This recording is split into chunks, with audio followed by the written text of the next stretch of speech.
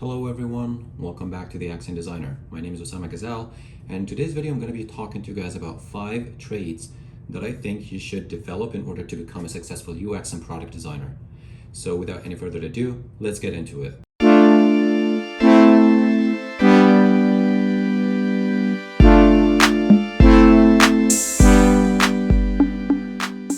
So first of all, I just want to share with you guys that these traits pretty much represent my opinion, my take on product design and UX landscape in general after almost 7 or 8 years being a designer.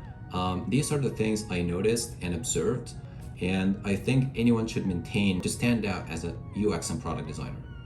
So trait number 1, experimental and iterative mindsets.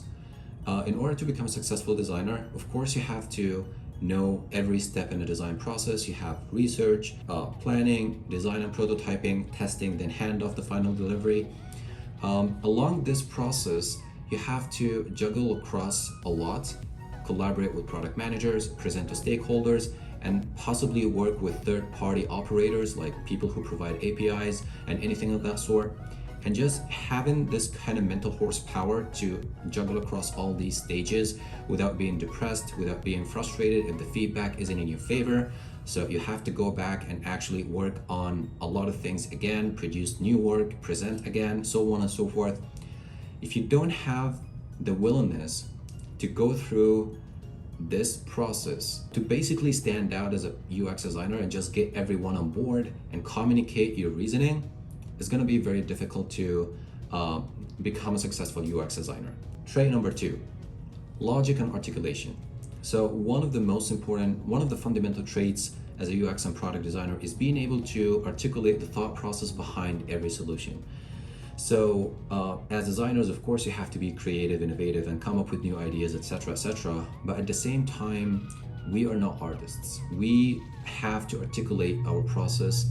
Unlike artists, they just like paint something or do something because they felt a certain way at the moment, and they just like, throw it out there in the world, and they are not required to articulate or explain their emotions. But us, product designers, especially if you're working at like enterprise scale or developing a solution for mass consumption, it's very important to articulate your solution, because at the end of the day, there is strategy, there is company vision, and both must align. Otherwise, it's not going to work. So developing this critical mindset, being able to write down your thoughts and communicate them with other people who in most of the cases are not designers, that's absolutely fundamental for successful UX and product designers. Trait number 3, conventions and efficiency. I know this is not absolutely one of the favorite things for designers, myself included. When I say conventions and efficiency, I'm mainly talking about best industry practices. So one of the things that you will hear a lot in the product design landscape, regardless of the team, regardless of the company, regardless of the product, is this solution aligned with best industry practices or not? Whether we're talking about building a design system, selecting color palette, working for accessibility, or even coming up with new features for your product, you will hear this a lot. And oftentimes, this is not wrong. I can't really blame anyone for trying to follow the industry, like the best industry practices, because these practices represent successful approach, right? So when you work on a new product that has a potential to become a competitor for like one of the big names, one of the things that people will look at in their analysis, in like competitive analysis, is whether you follow best industry practices or not. Because if not, you start getting more questions about like, what about the user? What about like what they feel most comfortable using and what they're used to? So all these things together established a very robust mental model that people like to follow, and it's very, very difficult to change, or at least very difficult to come up with enough reason to convince people that we need to change it, or this specific industry practice wouldn't make a good fit for our use case. So conventions and efficiency are definitely a big thing, and knowing them is very important, especially when you communicate your designs with developers or engineers. They have a lot of work going on, and it's very difficult just to come up with something completely new out of a whim and just hand it off to them to develop and build. It's going to take a lot of time and effort and money. So developing this mindset to decide where and when you do and don't have the luxury to come up with something new that is not industry practices is very important and key to also stand out as a UX designer and build a name for yourself. Trait number 4 is proactivity and taking initiatives.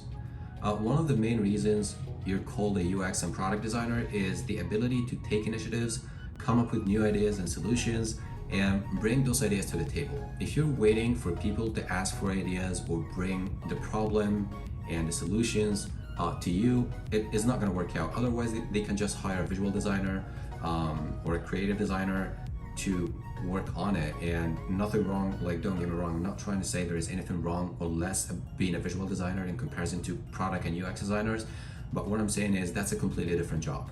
And in order to stand out as a product designer, you have to take the initiative. You have to build that rapport with the product managers and stakeholders in the company.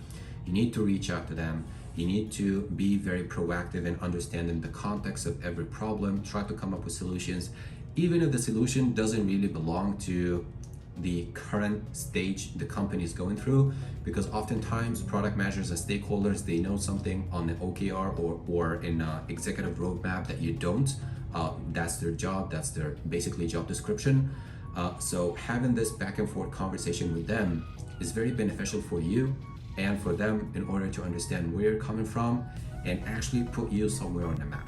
The final trait I want to talk to you guys about, and the way I like to call it, just mother of all traits, to become a successful or to stand out as a successful UX and product designer, you absolutely need to have patience.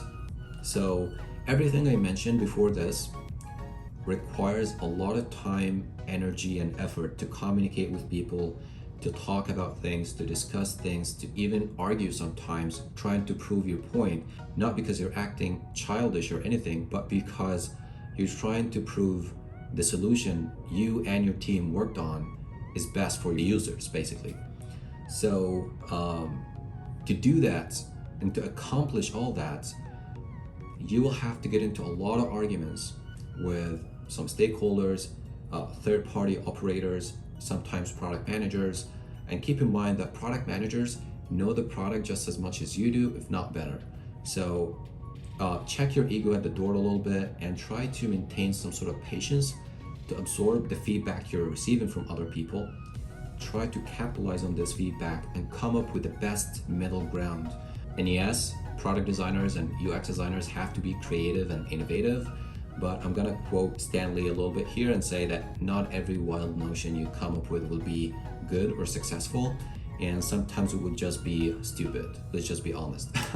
And you have to maintain that level of flexibility to discuss your ideas with people, receive feedback, and execute on this feedback, or at least try to incorporate the feedback as much as possible. Thank you guys so much. That was pretty much everything I wanted to share with you guys today.